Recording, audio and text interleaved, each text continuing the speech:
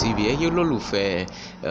Kọ́lé Òṣó àti Iteledicon ẹ tún máa rí bẹ̀bẹ̀ nínú eléyìí níbi tí àwọn ọmọ aláìgbọ́rọ̀ tó ti ń kọ́ wọn lórí street níbi tí ọmọ ti ń sá kúrò nílé tó ya tọ́ọ̀gì sórí street níbi tí ọkọ ti ń fàṣírí pamọ́ fún ìyàwó tó ń yálè tó tún pawó tí ò ní mówó délé níbi tí ìyàwó náà tí ó tún fi àṣírí pamọ́ fọ́kọ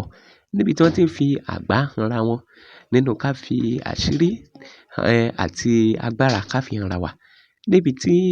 àǹtí tàbí ìyè kan tó ti ń tọ́ ọmọ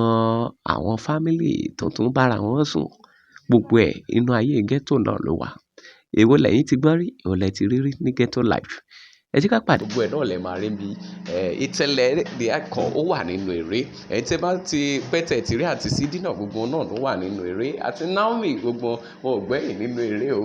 apákòfò gbogbo ló wà nínú eré àwọn èèyàn sùnánà àwọn mẹtẹ̀tìmì gbogbo ló wà nínú eré ẹ̀ tí bá láìkì eré ghetto Olaiya ìgò tó ti pẹ́tẹ̀ tìrí wọn gbogbo náà ló wà nínú eré ṣé a kì í sọ fún ọmọdé kó má dẹ́tẹ̀ tó bá ti lè dánú gbógbé ẹ wò inú gbọ́ ọ̀hún gangan náà ti dé báyìí òun náà pè ní ghetto love ló ń gẹ́ fúnra ẹ̀ ewu ni ewu ń bẹ lóko ló ń gẹ́ ṣùgbọ́n kẹ́ni tó gbẹ́rù sórí kó má pàtètè ni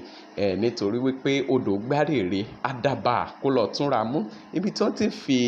ẹ̀wọ̀n tán ti fi ń ṣe vacation ibi tí wọ́n ti ń da gbẹ̀gìrì sórí indomie